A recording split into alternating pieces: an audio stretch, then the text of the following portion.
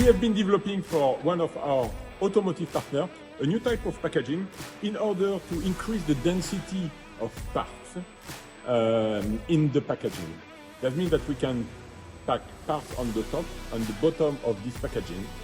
We have been using Alveobloc and A36 to manufacture this packaging, as the part was extremely delicate and this material welds extremely fast on our Fastweld machine. So let's have a try.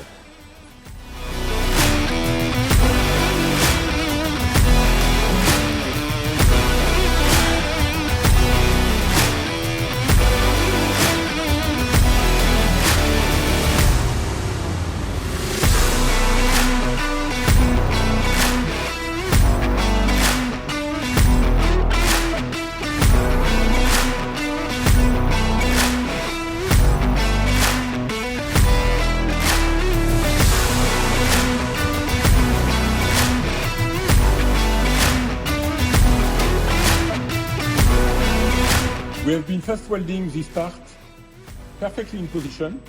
As you can see, the design on the top matches the design on the bottom.